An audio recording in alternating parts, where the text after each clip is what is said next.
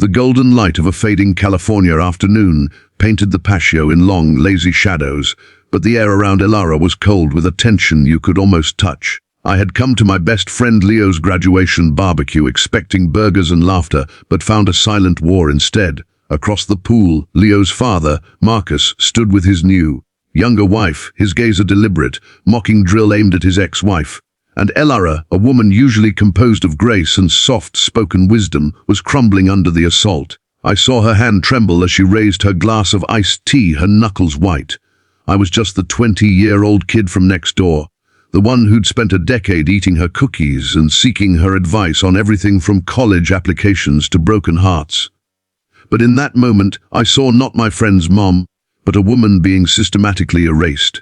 She turned to me, her emerald eyes glistening with a desperate, humiliated fire, and whispered the words that would fracture my world and rebuild hers. "Kiss me, Kyle. My ex-husband is watching." Time stopped. The chatter of the party faded into a dull hum. This wasn't a scene from a movie. It was a human being on the brink, using the only weapon she thought she had left. And I knew, with a certainty that shocked me, that a single, performative kiss would be a band-aid on a hemorrhage. It would make me an accomplice in her humiliation, not a solution to it. I leaned closer, my voice dropping to a low, steady murmur meant only for her. "You'll need more than just one kiss to make him understand what he truly lost." The shock that registered in her eyes was pure, unadulterated lightning. It wasn't the reaction of a boy, it was the vow of a man.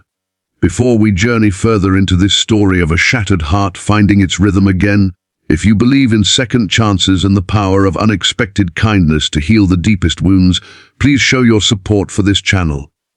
A like, a comment, sharing this video with someone who needs to hear it, and subscribing to Girand PS Bok helps us continue to bring you tales that remind us of the resilience of the human spirit. Thank you. The kiss itself was a brief, electric seal on a pact I didn't fully understand.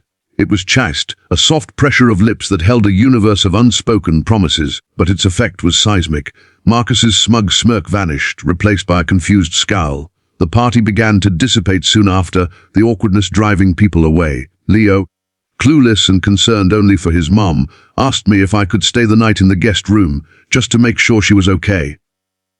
"She hasn't been herself since the divorce," he said, his voice heavy with a son's helpless love.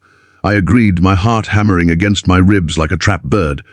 Night fell, wrapping the large, quiet house in a velvet silence. I found Elara not in her bedroom, but on the floor of the living room, surrounded by a sea of photo albums, her body racked with silent sobs.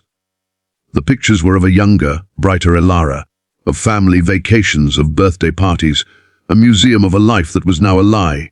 He told me I was boring, she choked out, not looking at me.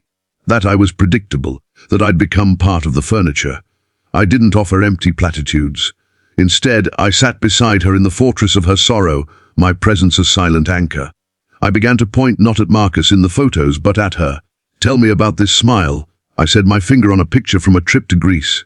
"What made you laugh so hard here?"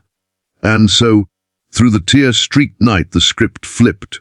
We didn't talk about him. We talked about her.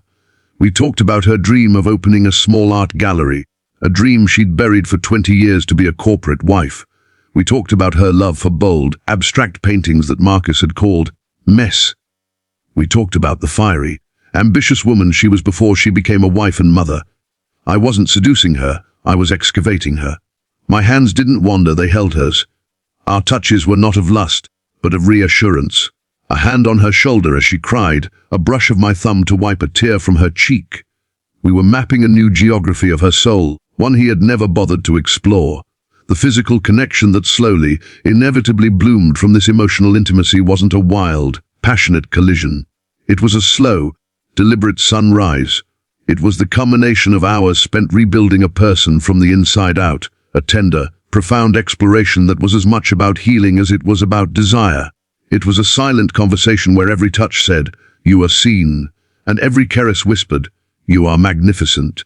As the first rays of dawn painted the sky in hues of rose and gold, she lay sleeping, her head on my chest, a look of peace on her face I hadn't seen all day. The challenge wasn't about navigating the moral complication of being with my friend's mom. It was about helping a wonderful woman rediscover the audacity of her own spirit.